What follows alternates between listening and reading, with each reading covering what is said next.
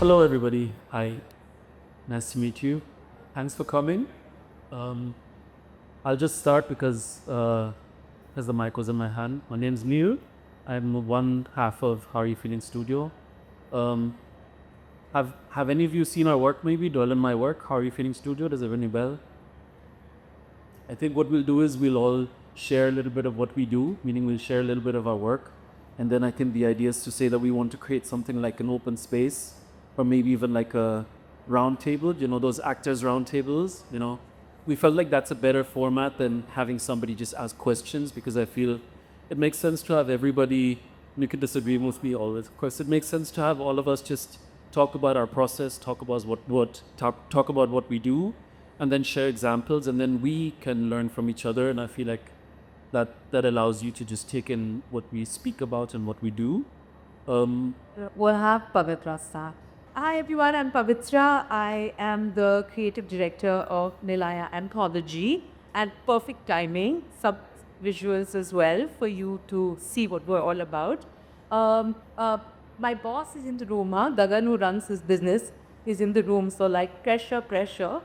But just to tell you a little bit about Anthology, it's actually a dream that we dreamed 5 years ago, before COVID, when Asian Paints, under the leadership of Singh, was looking at what can we do in retail and what can we do to bring home to an audience in a really visceral way. And that's the project that they came to me with, and fully open-ended. And 2019, I had just walked away from retail that I had done for 25 years of my life, which was Good Earth.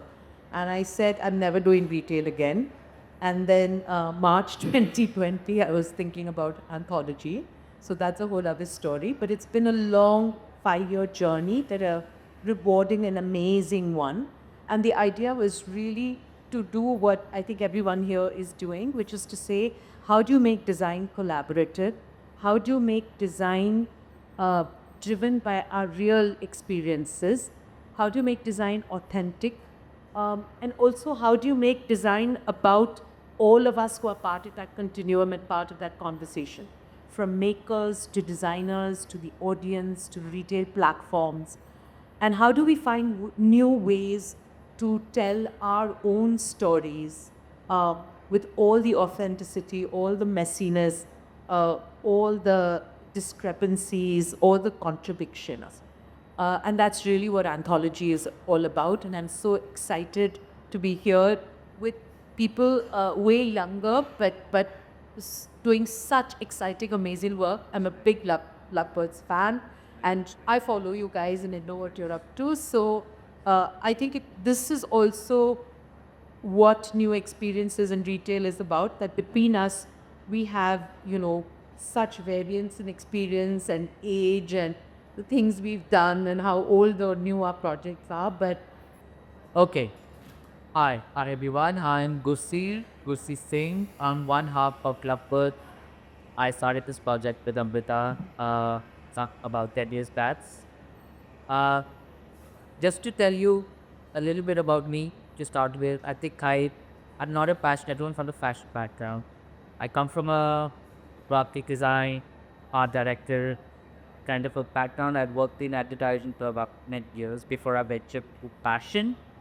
But this is one of the reasons that I think I'm here today is because I'd never looked at fashion as a product, or I'd never seen fashion as a chain of production line from making one collection to another. I think it was always a project that we both decided to start as a collaborative project, not just between she and Arani, but between people that we work with more. We always believed that lovebirds as a word doesn't stand between about the love between Amrita and me, but also the love that we create with others, the partnerships that we make with others. And I think this is where we started our journey with. And I think what we are playing on the back is an alternative project with Lovebirds, which is called Communion, where about 5 years back, right after COVID, our retail spaces started. We opened, now we have 5, but I think each retail space we've kind of designed in a way that they're not just a transactional place to sell clothes, but to create retail ecosystems, more cultural experiences, and we have invited many people across many different like through art, music, I think culinary experiences. We have really opened the studios for many different cultural experiences, and yeah, I venture more into it into this talk today. Pass it to Yash. Hi guys, I'm Yash. Like he said, I don't know why I'm on this panel. The only reason I see someone needs a Papa's reservation at some point, and that's that I get invited to most places. All of us can attest to that, please. Yeah. Otherwise, it's impossible to eat there. Yeah, yeah. Just a little bit about us is our company is called Hungry Hospitality. We believe we love to celebrate India through its food. And our first place, which is now 10 years old, was Bombay Canteen, which was what you saw before. Something that we've always done is right now we have 5 brands, and all of them love to celebrate the India of today. So we started with Bombay Canteen to just look at the way we were always looking at an Indian restaurant. I always love to say it is even today off the panel, if I tell you that let's go eat Indian food, sadly the only thing we think of is North Indian food, and we think of butter chicken and butter naan, and we think of this boring restaurant for some reason, someone wearing a turban on their head. And we just wanted to change that and make it more about what does Indian hospitality mean to us. And from there, we've gone about creating new brands where we spoke about O Pedro, which we call our happy place, because we look at Goa as India's happy place. And because we are based in Bandra Kurla complex, which is where we are today, an area of Bombay with zero soul, just glass and steel buildings, we were like, how do we bring a bit of happiness to it? And that's how O Pedro came about. The places where you'll see most pictures of, I'm lucky to be working with Shona, who runs lab work, and she's created these beautiful spaces. In March 2000, we asked ourselves this question is, why doesn't the Indian sweet shop change? Like, how can you look at the idea of Indian mithai and turn it on its head? And those are some of the pictures that we're seeing up on the screen. We have 5 Bombay sweet shops all across Mumbai itself. We have one which was where we started, which was the first picture. It's like a Willy Wonka mithai factory. So it really turns the idea of what a typical Indian sweet shop needs to be on its head, but brings it to a forefront. That's Veronica's, which is a beautiful sandwich shop in Bandra. And then the next picture I'm guessing will be Papa's, which is well seated here. The really great dining experience. But yeah, that's just a little bit about me. Hi, I'm Doyel. I'm one half of Howareyoufeeling.studio. Neil refused for one of us to be on stage, so therefore we're both here and we're somehow moderating it and somehow part of it. But thank you for having us. I think just from the background perspective, Ash has studied fashion and sculpture. Neil has a background in sound and theater and performance, and we had our practice in New York, and because of pandemic, I think so much of our stories and the courage to kind of do what we want to really do happened because of pandemic and the pause that gave us. And similar for us, we kind of found ourselves in India, and with the sort of expression and possibilities and just the sheer kind of volume of things and scale of things that you can do. And we actually launched our studio with our wedding, which was unique, and it was interesting to call in collaborators and people and be like, okay, you're an architectural photographer, do you want to come shoot our wedding? And to kind of really use that as a platform really to explore and expose our internal process that we were going through emotionally, being from diverse backgrounds and being an intercultural couple and all of the things that brought up, and a sense, maybe just an investigation of what that means for us very, very personally and very selfishly, really. But I think what maybe happened was that kind of personal vulnerability or expression of that maybe touch keywords, because I think most of us, I mean, ultimately we're all human beings, and I think that's the function of art. But yes, it could be abstract, and yes, it could be larger than life, and yes, it could be something that you don't understand. But on a human level, if you can feel something, and if it's created from an honest place, you maybe don't even need to understand it. So I think that's why our studio is called How Are We Feeling? We approach things from that perspective. That project, our wedding, gave us a framework to look at each project in that sense and sort of approach different collaborations, spaces, and opportunities from that perspective. And yeah, I'll let Neil speak. Should I continue? I mean, yeah, I'm the second half, as mentioned, of Howareyoufeeling.studio. My name is Neil. My Indian grandfather was a tea zamindari in Bengal. My German grandparents were working in wine in grapes business.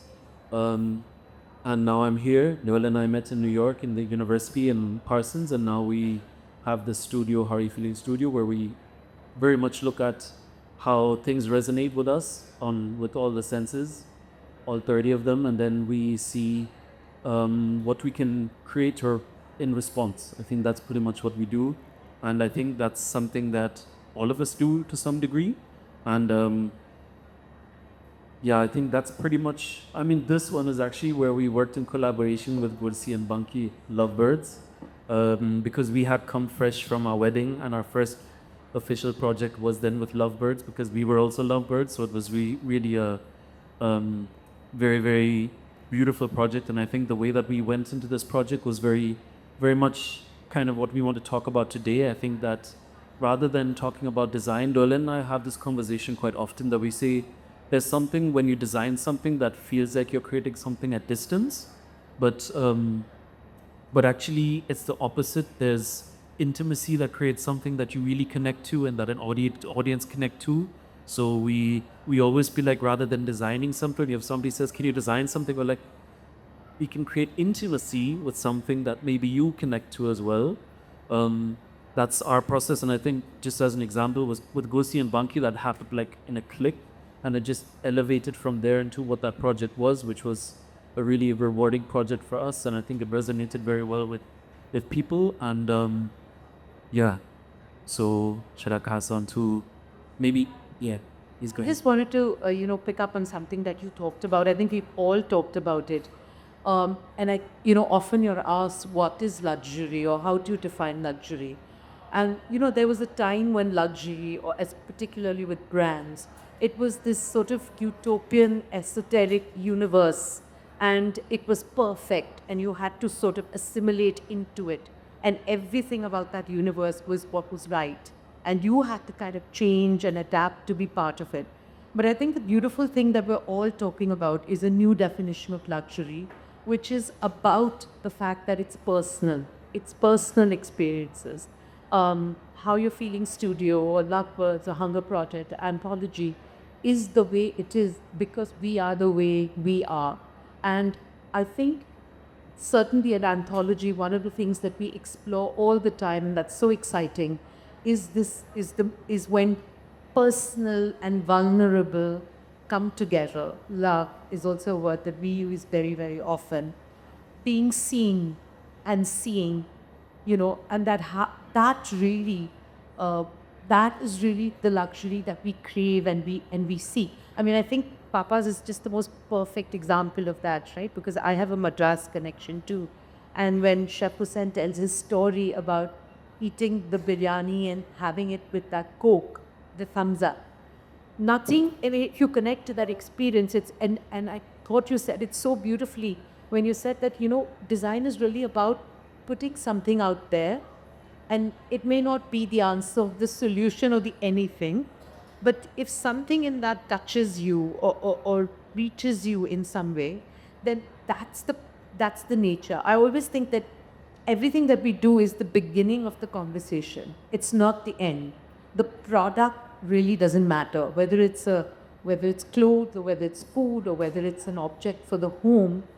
The run begins in that conversation with how it makes you see, So I think it's interesting that we all scale can be different, Papa's holds what, 24 people per night? 12. 12 per night. And Anthology is 100,000 square feet.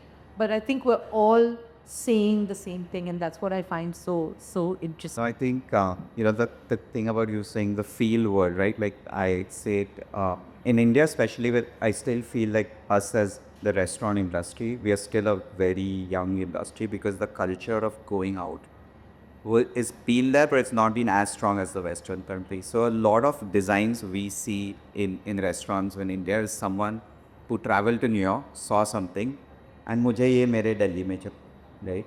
And one of the things that I always love to say it is when it comes to when you're designing a home, you're designing it for yourself. And what restaurateurs we forget is when we are doing a restaurant, there are two users. One is the guest. You design it for their comfort. Obviously, you're creating an ambient, a soul, a purpose that you connect with.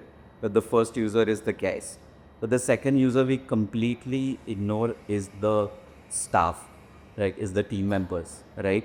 Like how do you operationally look at designing restaurants that they don't need to move around too much and things like that, so that when we say the same about feel, we also say that our team needs to feel happy working in that space. And that doesn't just come from putting the best Italian marble on the floor, right? And so that's why it really, like the same thing about with Papa's, I the other day compared Papa's to having a happy meal for the first time in your life in McDonald's. In the late 90s, when McDonald's came to Mumbai, you stood in queue. And that time, McDonald's was a luxury, right? You walked in with your parents and you knew you were not going to come back to that meal for at least a year. So you had that meal, you felt happy in that moment, but you walked out with that toy, which must have been the most plasticky thing. But that was happiness then, and that's evolved to what Pathas is today. But Can I just add, sorry, can I just add something? We're just talking about it yesterday. We're just coming out of a project which involved a sort of a big cast and a big crew. And, there's a lot of pressures in like actually operating a cast or like a project of that level.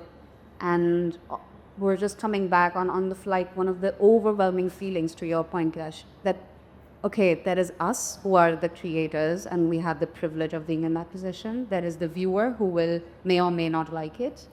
But then there is the people who make it. And if the experience is not honest in making it for everyone involved, the final product is almost guaranteed to not land because you're emulating something that is not real. And this is something I find very Indian, to be honest, because, okay, the client was a corporate client. I'll just say it. But what that does is that it creates a certain level of distance and a certain level of hierarchy, a certain level of decision making that is taken away from you for good reason. But even within creating a project, I know that to be true for Nilaya too, and Lovebirds. We've of course worked with the reason why projects become what they become, and the ones that land is because the process is honest, and the honesty of that process cannot be calibrated or broken down into to-dos or good ways of behaving. But there is something very Indian about that, like that extra thing that you do on set, or the extra thing that the server sort of says to you on the table, or that nuance that you understand even within a designed product, which I really do think that's a very Indian way of like doing things, and that gumption, that really changes things.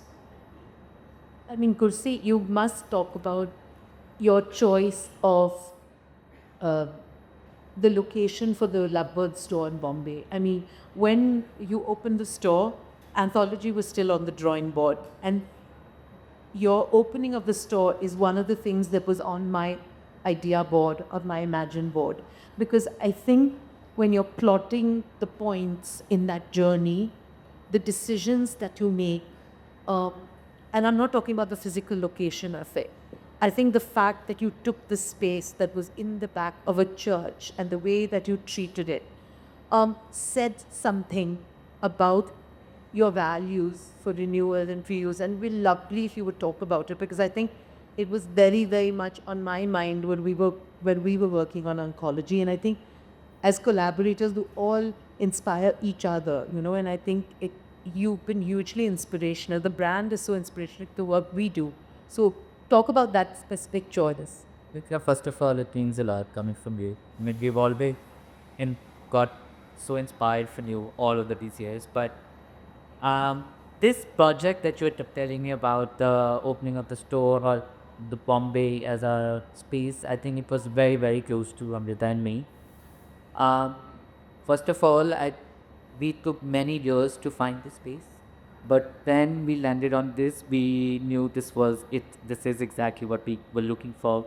We got lucky, let's say, and we got a really amazing space. It's far of a church. It's in Kolaba, for those who don't know. But so most of the time went into mostly restoring the space, and we did not actually, we spent about 3-4 months into just restoring. It's an old beautiful church, 18th century. It has beautiful flooring and everything. And when we decided to design the space with Studio Altinan, we actually wanted to make it an open space for anyone to come in and bring in a project or collaborate with us. So I think there was a decision in how we design the space.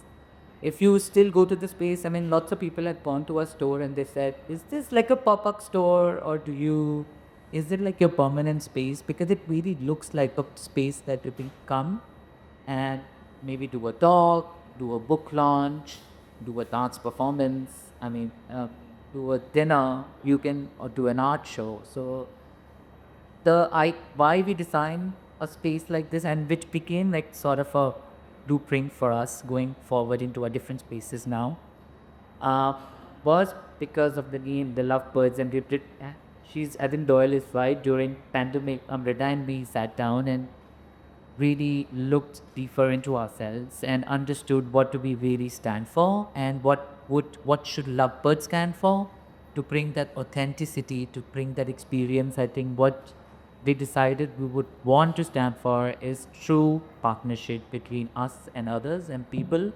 And I think this is where it just streamed out into so many different ideas, different things that we ended up doing. I think from day one, the first thing that we did was, besides making our best-selling first style, which and people still wear it, but I think we designed the zine. The first thing that we did was a zine that we wanted to make some papers, some graphic line. We collaborated with many different artists from the country. I think we never took a product like I was telling you. It's always has been something you want to feel. And while we are all talking about that, now it's not, a product is not, or a retail experience not to be seen, it's to be felt, you know. So I think this is where we streamed into everything that we do. We go back to a board and we say, is this ticking those marks? Is this what you have, does it make you feel something? Does it make you experience something? Is it a solution for something, um, I really appreciate you brought that point, how luxury is changing. I think luxury at a point was kind of intimidating, you would think before you enter the store. But I think it's changing now. It's about inclusivity. It's about experience. It's super welcoming. It's more authentic, because you walk into a store, you just don't. It's not transactional anymore. It's transformative, or it's something that you probably come out with a new idea or a change in you. Yeah, I always feel that if as a brand you need to use the word luxury, then you're not luxury. And when we did Anthology, I kept thinking, how can I say everything without using words? And that's why we did the orangery, because I thought in a city like Bombay, to walk into an unexpected garden in the middle of this mill district and just be surrounded by the silence of plants and nature, that's luxury, and I think, I see that in your work as well, right? I see those photographs and I see the scale, and I see the way in which you sort of bring your eye to an element. I think that the luxury of pause is also where brands are today and what people want. And it's lovely, because I mean, we've never met before. It's the first time we're meeting, but I do look at your work, and as an older person, I feel, how do you stay relevant? You have to see what other people are doing and what's interesting and what's going on. So I'd love if you just talk a little bit about that element of pause that you bring into the things that you do. I think that's great. This element of pause, I mean, I think it's, I think we'll both answer and maybe we'll kind of build on top of each other. But for me, it's also, or for both of us maybe, or for me, it's definitely, whereas it's kind of the counterpart to the noise or the counterpart to the silence, which you find when you truly connect to something. And I think what happened with both of us, or what happens in the process, is that if we are working on something, then usually we work until we find that moment, or until there's that moment where we feel like, wow, this feels like home, and this feels like something we connect to. This feels like us. It feels like an extension. It feels like it's challenging us.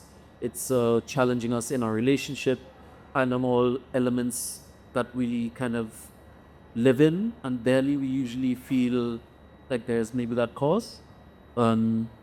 Just as a first kind of nudge. What do you think? Yeah. So I think when Nelly has already talked about this project that we did, and while you were talking about pause there, I think when we collaborated for our spring summer show, I don't even remember the year anymore, but what I think the process was so dear to four of us, and there was a pause in the process. I think that was really important to pause before we went ahead into what we did. The pause was deliberate because we were meeting for the first time. But it was like how Neela said, we delved into intimacy, we delved into each other's lives, we delved deeper into what we stand for, or what our values are, or what do we want to create or build in a life, or what are my personal problems, or my personal choices, my strengths, my weaknesses, our vulnerability of our brands, of our insecurities. So I think this is what that pause ended up doing. It created a really interesting piece for all of us to still remember and put it into our PDF still, you know what I mean? So I think that pause is extremely important if that kind of adds a perspective to it. I think the process is the pause. So the idea is that, okay, so let's say Gursi, I mean, there's a collaboration, because he's here, I can use his name. First of all, it's very intimidating because you're going to meet someone for the first time. They've maybe seen your work and they're like, okay, it's cool. How could it fit? Most people don't understand how they could work with us, which is interesting. Again, I think it's a new format, and it challenges us and challenges maybe who's attracted. And so we meet for the first time, and what we're asking for is to lay there or everything, which I have to be honest, not everybody's comfortable with that. And therefore, any collaboration is as good as the collaborator. It's always like that. The more open we can be with each other, the more honest the work is, and therefore the more connected it feels to the zeitgeist and to the audience and to what's relevant. And in Gursi's case, there was a push and pull. I think there was I remember very clearly, there was an idea that we really pushed it far, and Gursi was like, okay, we need to come back, And then there was a real and that kind of process brought us to a real conversation of saying, I don't know if that's who I am.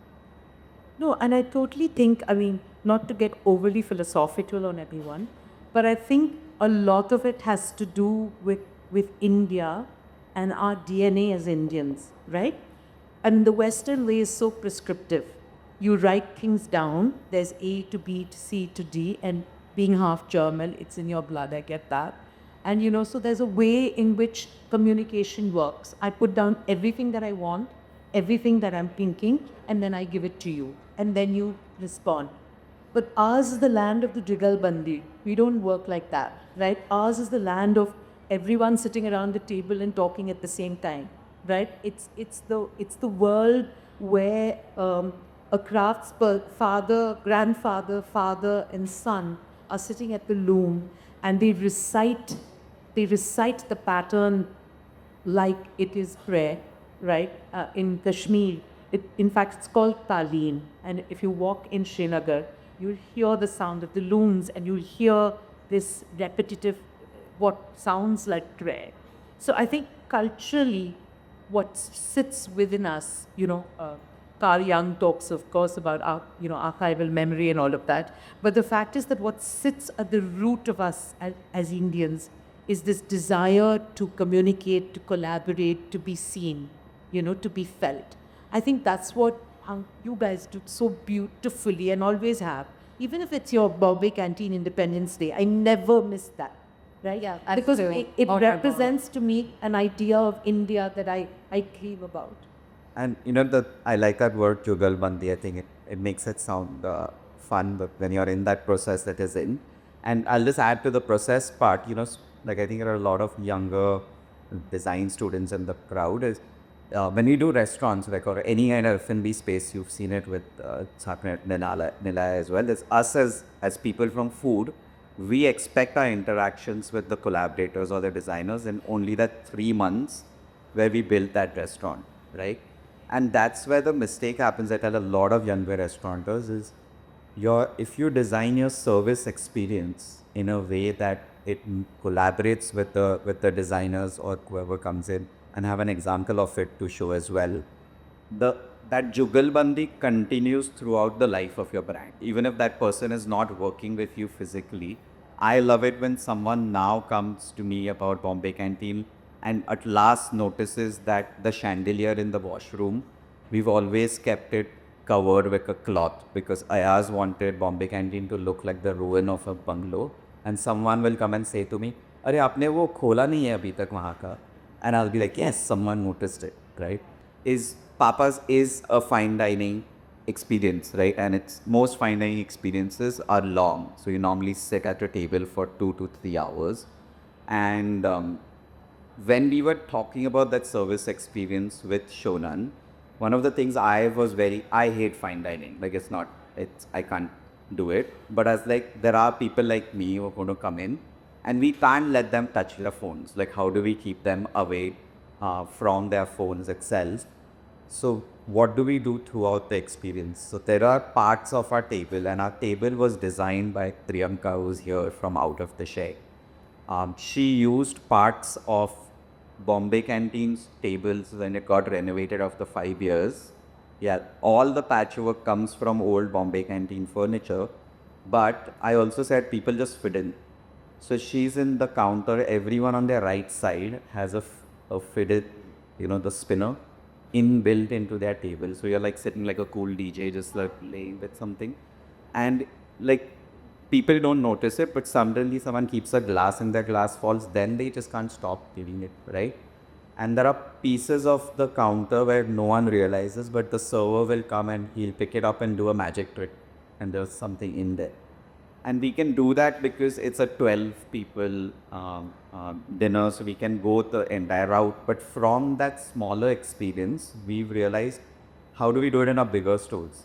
So at the newest sweet shop in Palladium, we work with Kulfi Studios to create this giant screen outside the store. And the game is called Moti Chor, right? And you pretend to be a moti, like a burglar, but you have to put your hands up in front of the screen and laddus keep falling and you have to walk, run around. So if you're walking in the mall, you're suddenly looking at people being like, what is wrong with that person? And people come to the store because of that. But it brings that joy, that's the screen on the right, which says Moti Chor. But it brings that joy, and that's the joy we want people to feel with Indian sweets on, which we've lost. I know we have few minutes, but let's talk about money.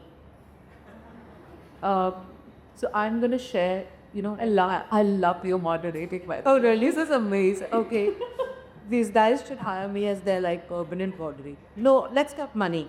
Because when we opened Anthology, we obviously prices are what they are, and we said we have to have that conversation internally. We have to have that conversation of why are the things at Anthology priced the way they are, and we said we don't want our conversations to be about price. We want our conversations to be about value.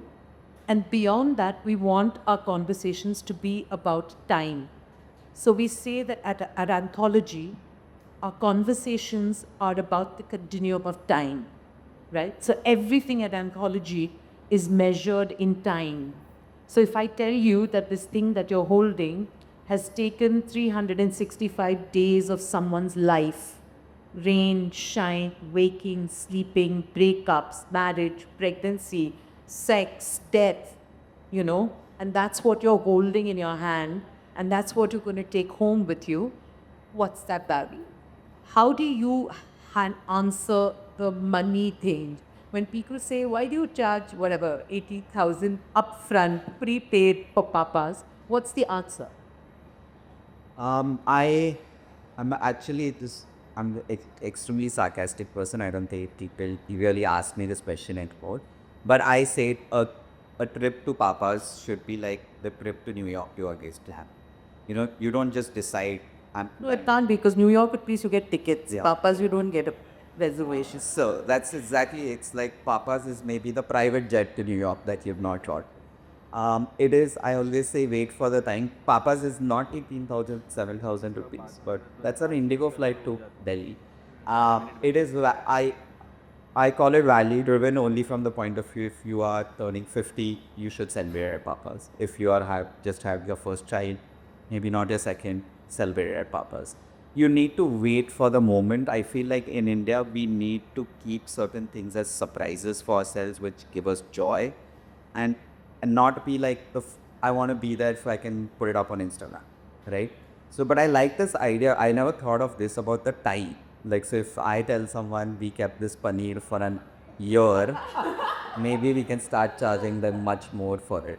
But you're right? Like that's what winemakers throughout the years have been doing it. Like, someone tells you this is a 20-year-old wine, you can't tell them that I paid it. So you have to say, oh shit, I'm paying a lot of money for it.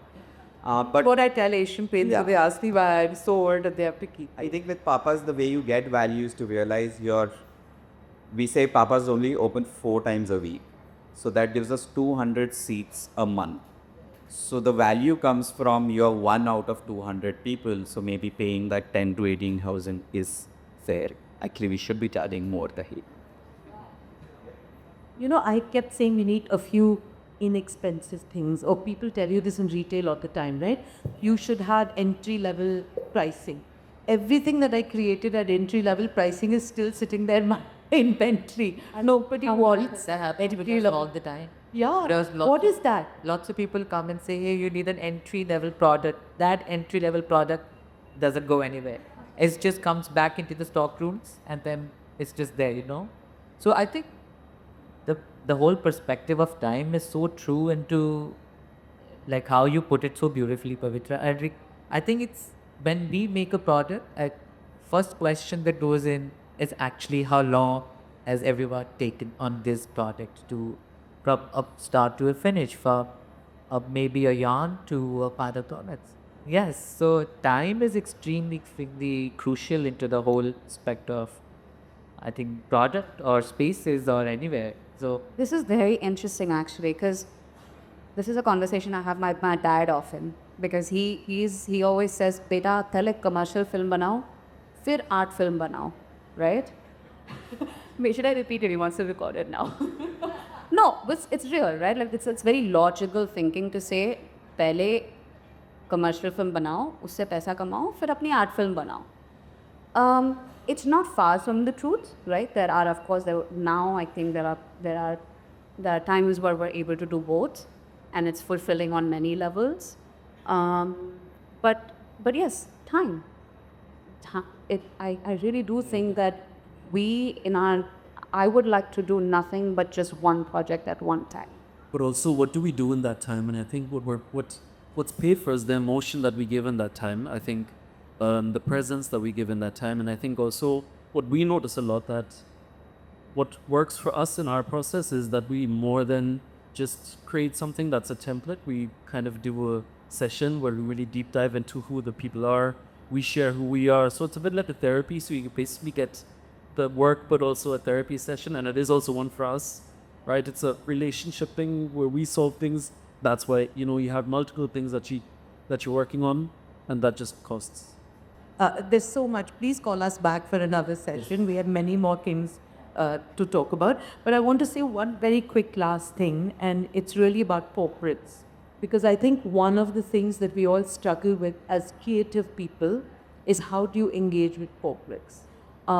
And I swear this is not a paid endorsement. I shout and scream every day. But I have to say that I have a lot of respect for corporates like Asian Paints who have the guts and the gumption to do something like Anthology and not just put the money out there because they have tons of money and they can put it out there. But I think to actually bring their hearts to the table and to be willing to take a gamble on something like that, to trust. And that's not what's taught to them in their DNA. I mean, they're taught not to trust, right? And to look at every other way to kind of control outcomes. So to now say, okay, now you're at the edge of the diving board and dive with me, and let's see if we can do something together. I think what's also, so they are unique and they are amazing. And I think what would be the future of really great retail is if you had more and more people, corporates. Ashti is one of them. I would call you quasi-co-op corporate, where you get behind things like where we are today, to actually do something like India Design IT and do it in this way and be relevant and come back every year and keep reinventing it. I mean, I think big shout out to the patrons as well, because it's so easy to do micro things and small things.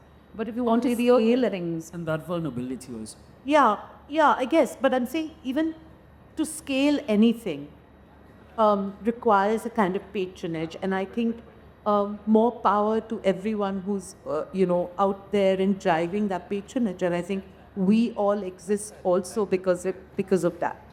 And now he's up. Thank you.